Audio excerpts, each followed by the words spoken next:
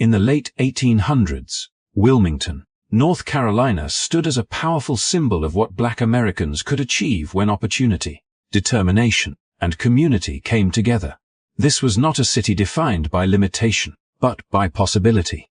Along the banks of the Cape Fear River, a majority Black population built a thriving urban center where Black professionals, entrepreneurs, educators, and public servants shaped everyday life. Doctors treated patients, lawyers argued cases, teachers educated the next generation, and business owners ran shops that served the entire city.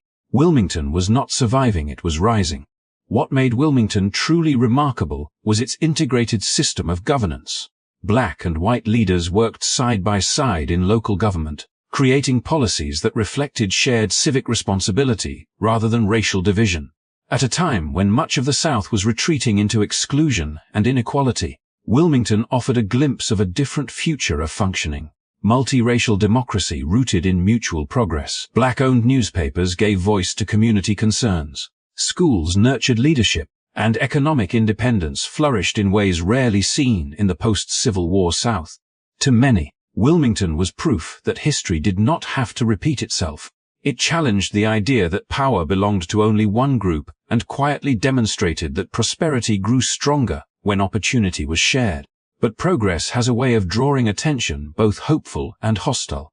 The very success that made Wilmington extraordinary also made it dangerous in the eyes of those who feared change.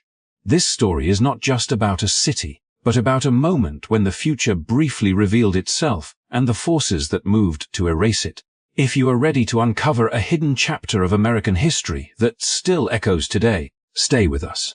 And if stories like this matter to you, do not forget to like, subscribe, and support the channel as we continue bringing forgotten truths into the light. This progress did not emerge by chance, nor was it built overnight.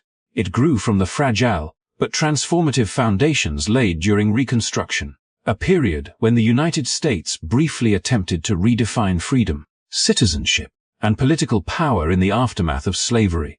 In Wilmington, those national policies found rare local expression. Constitutional amendments expanded voting rights, federal protections opened doors to public office, and for the first time, Black men could participate openly in shaping the future of their city. What followed was not merely political change, but a gradual reimagining of what society could look like when inclusion replaced exclusion. Out of this environment emerged the Fusionist Coalition, an unlikely but powerful alliance between Black Republicans and white populists. Though their backgrounds and motivations were not identical, they were bound by shared struggles against economic inequality and elite control. Black Republicans, many of them formerly excluded from power, sought stability, dignity, and equal participation in civic life. White populists, often small farmers and laborers, were weary of a political system dominated by wealthy interests that ignored their hardship. In Wilmington, these two groups found common ground, not in sameness, but in necessity. Their partnership reshaped the city's political landscape. Elections reflected broader participation, public offices became more representative, and local policies began addressing the needs of working families rather than entrenched elites. Streets, schools, and civic institutions became shared spaces of responsibility, not symbols of division. For a brief moment, governance was not defined by race alone, but by cooperation and mutual benefit. Wilmington became a living experiment, quietly proving that multiracial democracy was not a distant ideal, but a practical reality. The effects of this alliance extended beyond City Hall. Economic life mirrored political change as Black entrepreneurs expanded their businesses with confidence that their success was protected by law rather than threatened by it. Schools, though unequal in resources, became centers of aspiration, producing teachers, clerks, and future leaders who believed they belonged in public life. Newspapers documented these changes, reinforcing the idea that progress was both visible and worth defending. Wilmington streets carried an unspoken message. Democracy could work when people were allowed to participate fully. Yet beneath this progress lay tension. Fusionism was powerful precisely because it disrupted long-standing hierarchies, and disruption invites resistance. For Black leaders, The coalition represented a genuine path toward equality for many white populists. However, it was a temporary alliance born of convenience rather than conviction. Their loyalty was often tested by deeply ingrained beliefs and the relentless pressure of those who framed racial equality as a threat rather than an opportunity. This imbalance made the coalition effective, but fragile.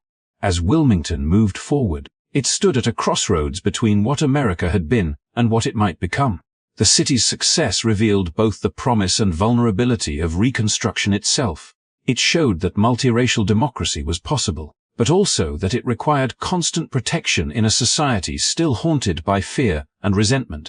The story of Wilmington at this moment is not one of perfection, but of potential, a fleeting chapter when cooperation briefly overcame division, and the future felt close enough to touch. As Wilmington's experiment in shared power continued to unfold, its success did not go unnoticed. The same progress that inspired hope among black citizens and working families also awakened deep anxiety among those who had long benefited from rigid social hierarchies. For white supremacist leaders and entrenched democratic elites, Wilmington was no longer just a city. It had become a warning. It stood as visible proof that black advancement and biracial cooperation could challenge the foundations of power that had dominated the South for generations. To them, this future was not something to be debated or adapted to, but something to be stopped. Rather than confronting the fusionist alliance through policy or honest competition, these leaders chose a more calculated path. They understood that the strength of the coalition lay in unity, and that unity could be broken by fear. Slowly and deliberately, a campaign began to reshape public perception. Newspapers, speeches, and public gatherings became tools not for information, but for influence. Carefully crafted narratives portrayed black political participation as dangerous and unstable, while white populists were warned that their economic frustrations were being exploited by those they had allied with. The language was emotional, persuasive, and relentless. Media outlets played a central role in this transformation. Headlines emphasized division, editorials questioned competence, and imagery reinforced old stereotypes designed to provoke anger rather than understanding. These messages did not appear overnight, nor were they accidental. They were part of a sustained effort to redefine Wilmington's progress as chaos and its cooperation as corruption. By repeating these claims often enough, the campaign aimed to replace lived reality with manufactured fear. Over time, doubt began to creep into places where trust had once taken root. White voters who had supported fusionist policies were gradually encouraged to see themselves not as partners in reform, but as victims of it. Economic hardship, which had once united black Republicans and white populists against elite control, was reframed as a racial issue rather than a structural one. The suggestion was subtle but effective, that progress for one group must mean loss for another. This false choice weakened the emotional foundation of the coalition, making cooperation feel risky instead of empowering. Public rhetoric grew sharper as elections approached. Speeches no longer focused on policy differences but on identity and fear of change. Political opponents were depicted not merely as rivals, but as threats to social order. In this atmosphere, reason struggled to compete with emotion. The fusionist alliance, once grounded in shared interests, now faced constant pressure from narratives designed to isolate its members from one another. Each accusation, each exaggerated claim, chipped away at the fragile balance that had sustained Wilmington's political life. Behind closed doors, planning intensified. What appeared in public as spontaneous outrage was often the result of careful coordination. Leaders who spoke of restoring stability were, in reality, preparing to dismantle it. Their goal was not reform, but reversal, an intentional return to a system where power was tightly controlled and unquestioned. The idea of a multiracial democracy, once merely uncomfortable, was now framed as intolerable. As this campaign unfolded, Wilmington's streets still reflected cooperation and progress, but the atmosphere had changed. Conversations carried an edge of uncertainty, and trust was tested by rumor and suspicion. The city stood at a critical moment, caught between the promise it had briefly realized and the forces determined to erase it. The dismantling of the fusionist alliance was not sudden, but Methodical, driven by fear, carefully nurtured, and division deliberately sown. What followed would reveal just how powerful those forces had become, and how vulnerable progress can be when truth is replaced by manipulation. By 1898, the tension that had been building beneath Wilmington's surface finally broke into the open. What had once been whispered in editorials and coded speeches now took physical form in armed groups determined to reclaim power by force. Among the most visible were the Red Shirts, a paramilitary organization that presented itself as a political movement but operated as an instrument of intimidation. Their presence alone sent a clear message: participation in democracy would no longer be safe for everyone. As elections approached, these groups moved deliberately through black neighborhoods and political gatherings, disrupting meetings and positioning themselves near polling places. Their goal was not persuasion, but control. Voting, which had symbolized freedom and inclusion during Reconstruction, was turned into a source of fear. Ballots were manipulated, voices were silenced, and the outcome was shaped long before votes were counted. What unfolded was not chaos, but a calculated effort to strip an entire community of its political power. At the center of this escalating conflict stood the Daily Record. More than a newspaper, it was the voice of Wilmington's black community and a living record of its progress. Through its pages, readers saw themselves reflected with dignity and purpose, and through its editorials, they found the courage to challenge false narratives. To those who sought to dismantle the fusionist alliance, the paper represented everything they feared: truth, visibility, and resistance. Silencing it became a priority. When violence finally erupted, it followed a clear sequence. A large, organized mob moved with intent, not spontaneity. Spontaneity. The destruction of the Daily Record was both symbolic and strategic. By burning the newspaper's office, the attackers aimed to erase black political expression itself. The flames consumed more than ink and paper. They signaled that black voices would no longer be tolerated in the public sphere. The loss reverberated instantly through the community, leaving behind shock and silence where dialogue once lived. The violence did not end there. Armed groups spread through the city, and Wilmington's black residents found themselves under direct attack. Families fled their homes, streets emptied, and neighborhoods that had once thrived with commerce and conversation became scenes of terror and displacement. Lives were lost, not as a result of disorder, but as the consequence of an organized campaign meant to break a community's spirit. The goal was clear: remove black citizens from positions of influence and make their presence in the city uncertain. As this unfolded, local authorities offered no protection. Some were complicit, others absent, but the result was the same. Law and order, which should have shielded the vulnerable, instead became another casualty of the day. By nightfall, Wilmington was no longer governed by the principles that had defined it during its brief period of progress. Power had changed hands, not through consent, but through fear. The aftermath reshaped the city in profound ways. Black residents who survived faced an impossible choice: remain under constant threat or abandon everything they had built. Many left, carrying with them the memory of a city that had once promised opportunity. Those who stayed lived under a new reality, one where political participation was no longer an option and economic independence was systematically dismantled. What happened in Wilmington in 1898 was not an isolated eruption of violence, but the culmination of years of calculated division and manipulation. It marked the violent end of a rare democratic experiment and revealed how quickly progress can be undone when power is pursued without restraint.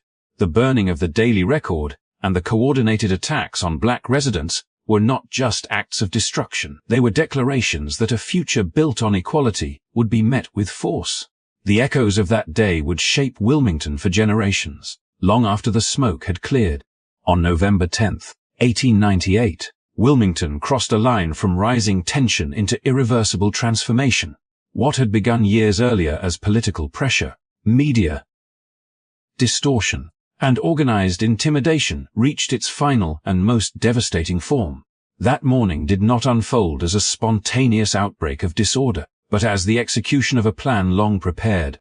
By the end of the day, a legitimately elected government would be erased, not through ballots or debate, but through force, making Wilmington the site of the only successful coup in United States history.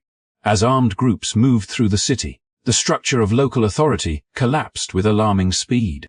Elected officials, both black leaders and their white allies, were confronted and stripped of their positions under direct threat.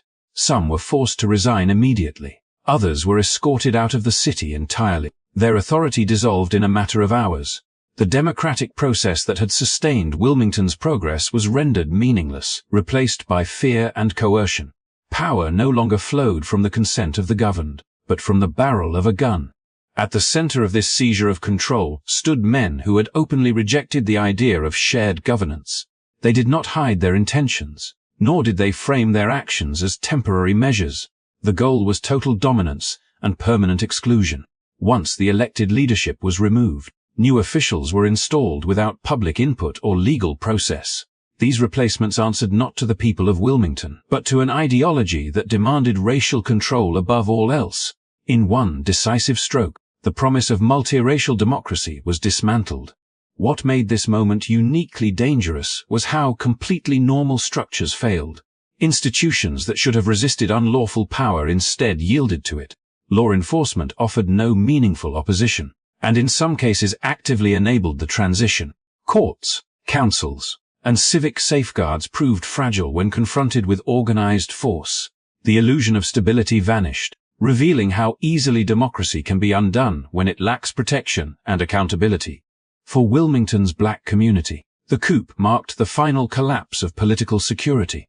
Representation was eliminated, voices were excluded, and any remaining space for participation was closed off. Progress achieved through decades of effort disappeared in a single day. The city that had once symbolized possibility now embodied warning. What had been built through cooperation was undone through intimidation, and the message was unmistakable. Advancement would be punished, not tolerated. The transformation of government was swift, but its consequences were enduring. New leadership moved immediately to ensure that this shift could not be reversed. Policies were put in place to remove black citizens from political life entirely, reshaping Wilmington's future for generations. The city's identity changed, not because its people had chosen a new direction, but because choice itself had been taken away. This coup was more than a local seizure of power. It sent a signal far beyond Wilmington's borders, demonstrating that force could succeed where elections had failed. The events of November 10th did not merely close a chapter in the city's history. They rewrote the rules of political engagement across the region. Democracy, once tested and briefly proven possible, was shown to be vulnerable when confronted by organized extremism. As the sun set on Wilmington that evening, the city stood silent, altered beyond recognition. The government that had represented shared progress no longer existed, replaced by a regime built on exclusion and fear. What remained was the memory of what Wilmington had been, and the knowledge of how quickly it had been taken away. This moment did not simply end an era. It exposed the cost of unchecked power and the fragile nature of justice when equality challenges entrenched control. The coup did not end when the streets grew quiet, or when new leaders took their seats in Wilmington's city offices. Its true power lay in what followed.